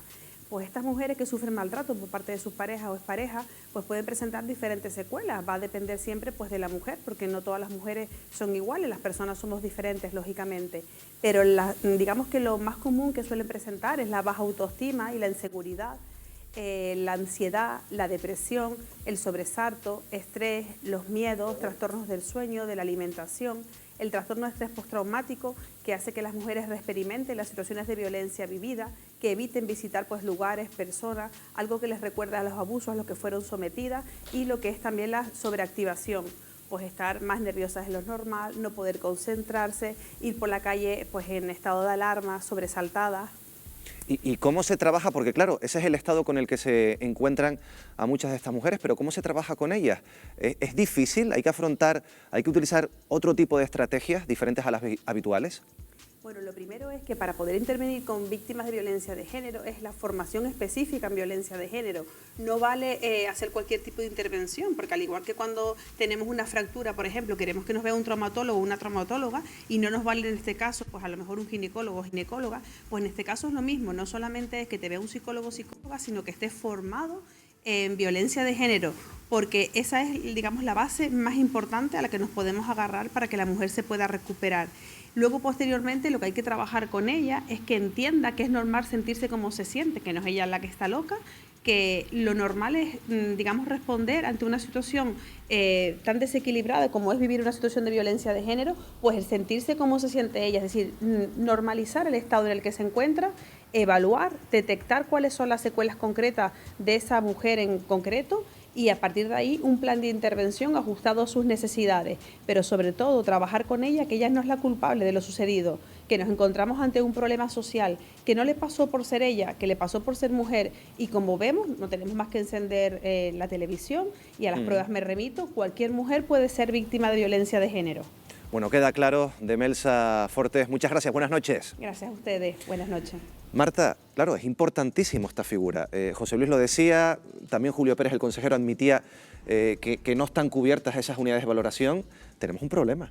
Bueno, tenemos un problema que hay que ponerse a resolverlo y no a diagnosticarlo porque está diagnosticado, Sí. que es qué financiación concreta se va a destinar a esto cuando se elaboren los presupuestos y cuando se pongan los recursos necesarios. Pero mira, a mí me gustaría no tanto hablar del ámbito institucional, sino como el personal de estas chicas cuando ocurre esto, porque el instinto de supervivencia que tiene todo ser humano cuando se siente en riesgo, que funciona en la naturaleza y funciona en cualquier sitio, ¿por qué no funciona tanto en estos casos? Y yo creo que no funciona porque tienen una telaraña emocional y afectiva, que es lo que es el hombre del que se enamoraron, con el que han tenido hijos, etcétera, etcétera, que es lo que las paraliza. Entonces yo creo que hay primero que hacerles entender que tienen que romper, que tienen que fiarse de su instinto de supervivencia, que tienen que romper en un momento determinado, como hizo la chica que nos contó aquí el caso, que le costó, no pese a que recibía palizas ya desde que comenzó y estando embarazada. Eso tiene que funcionar, pero para mí la clave, Miguel Ángel, es el entorno. Ella misma lo decía, cuando se iba a separar y decía, hasta el padre se resistía para que no se separara, el entorno de esas personas tiene que no mirar para otro lado y ayudar y crear todo un clima para que ellas puedan salir de esa situación tan complicada. Sí, y en el entorno y el tema de la educación afectivo-sexual, que estemos hoy día algunos sectores ultras resucitando determinados debates con el PIN parental y todo eso, son pasos atrás que nos quieren llevar y no podemos ceder nada a las instituciones a este tipo de presiones que son sectores minoritarios que no ven que es fundamental que siga habiendo, que se dé, que esté en las escuelas la educación afectivo-sexual y la educación con perspectiva de género para todos nuestros jóvenes, ¿no? Imprescindible. Bueno, hablábamos de la ley de violencia de género, hace muy poco iniciaba su trámite, ese proceso de cara a su aprobación, la nueva ley de libertad sexual. Queremos conocer cuáles son las claves de esta norma y nos lo va a explicar Wendy, además con una invitada. Wendy. Pues sí, Miguel Ángel, esta noche queremos desgranar algunos de los aspectos de este anteproyecto de ley y por ello esta noche contamos con la abogada Juana María Santana. Muy buenas noches. Buenas noches, Wendy. Bienvenida. Gracias. Con esta nueva norma se pone fin a ese polémico desdoblamiento entre abuso y agresión, ¿no es así? Sí, por fin. Es un clamor popular. Llevamos mucho tiempo desde el movimiento feminista diciendo que solo el consentimiento de la persona puede dar lugar a verdaderamente sexo. Lo contrario, o sea, lo que se tiene en cuenta como violencia o intimidación muchas veces se llevaba a cabo de una manera que la aparente pasividad de la víctima podía dar lugar a que no se considerara una agresión. Esto desaparece. Simplemente el consentimiento es lo que va a hacer que el sexo sea sexo y no un delito. Ahí es donde va a estar precisamente el foco, Juana María. ¿Cómo quedarían entonces las penas por agresión sexual y violación? En principio, al refundir los dos tipos, daba la impresión de que habían bajado las penas. Lo que ocurre es que hay un tipo único y son las agravantes las que van a dar lugar a la subida de las penas o a la rebaja de las penas. En total, con dos agravantes, por ejemplo, podríamos llegar a los 15 años. Y siempre teniendo en cuenta que en ocasiones es tan grave el delito, la agresión es tan grave que puede dar lugar a un delito aparte que se sume al anterior, si hay lesión de la vida o de la dignidad, que sea considerada por el tribunal. Esta nueva ley de libertad sexual, el foco va a estar puesto, tal y como apuntaba la ministra, en el solo sí es sí, ese clamor que tanto conocimos con la famosa manada. ¿Qué supone esta reforma en el Código Penal? Bueno, es una reforma de una ley orgánica, va a tener que contar con la mayoría absoluta en el Congreso y supone hacer caso, como digo, de un clamor popular que lo que pretende es que en el centro, así como lo establece el Convenio de Estambul o la CEDAW, esté el consentimiento de la persona. O sea, hay dos personas que consienten en un acto. No tiene por qué establecerse una serie de circunstancias para ver si hubo o no hubo una agresión o un delito. En este caso yo creo que se responde a los convenios firmados por España y las leyes tienen que regular una sociedad, la sociedad a la que pertenecen. O sea, las leyes no cambian tanto a las sociedades, sino las sociedades cambian las leyes. Esta ley responde a ese sentimiento. Desgranamos otro aspecto ya para terminar. Se añade un nuevo delito, el acoso ocasional, también conocido como acoso callejero. ¿En qué consiste exactamente? Bueno, va más allá del piropo, es decir, se viene equiparando el acoso callejero con un simple piropo, simple que no significa que sea legítimo, pero bueno. En este caso el acoso iría, como digo, más allá. Sería la persecución de la persona, sería por medio de las redes, sería, en definitiva, cuando la persona denuncia es porque realmente ha habido una actitud agresiva o intimidatoria o denigrante para la persona que denuncia. Estaremos muy pendientes a los límites precisamente de ese conocido ahora acoso callejero. Muchísimas gracias por acompañarnos y nosotros continuamos con el programa, pero aún a este anteproyecto le queda camino por delante, Miguel Ángel. Claro, y vamos a buscar valoraciones rápidas sobre este anteproyecto de ley. Esther. Yo me voy a tomar la licencia. Sí. 1.047 mujeres asesinadas. 14 mujeres en lo que va este 2020 asesinadas. No murieron de forma espontánea. Las mataron porque sus parejas o exparejas pensaban que eran un objeto de su propiedad. Entonces no me podía ir con eso en la cabeza. Bueno, pendiente de cómo queda, es solo un anteproyecto de ley, va a tener que pasar por diferentes fases hasta que esto pues vaya cogiendo un poco de forma.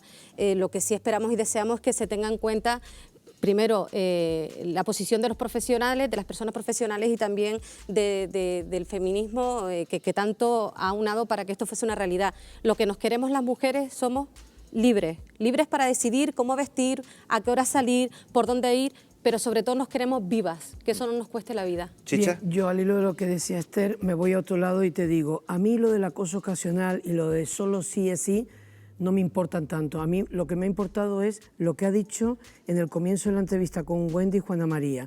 Diferencia de una vez entre abuso y agresión. Y a esto, Miguel Ángel, ¿cómo se ha llegado? Pues tuvo que suceder lo de la manada de Pamplona, tuvo que suceder lo de la manada de Manresa, tuvo que suceder otras situaciones a las que también se le ha puesto el nombre manada, para que al final nos demos cuenta que lo importante es distinguir entre abuso y agresión. Lo de solo sí es sí y lo de acoso ocasional y los piropos y demás, todo eso hasta puede, digamos, distorsionar. En resumen, yo me quedé también con una frase de Javier Royo muy preocupante para todos cuando dijo a tu pregunta que creía que se temía, en fin, que no está cerca la extinción del lobo macho. Y eso, si te das cuenta, compendia mucho todo lo que hemos hablado. 20 segundos, José Luis, porque también querías apuntar algo sobre la educación afectivo-sexual que también entra dentro de esta ley. Exclusivamente estamos centrándonos que la educación se obtiene en los colegios y se obtiene en la familia. Ya no es cierto.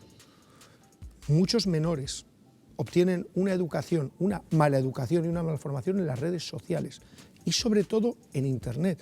Tienen acceso a una pornografía violenta en la cual la relación hombre-mujer es de sumisión de la mujer al hombre y de agresión.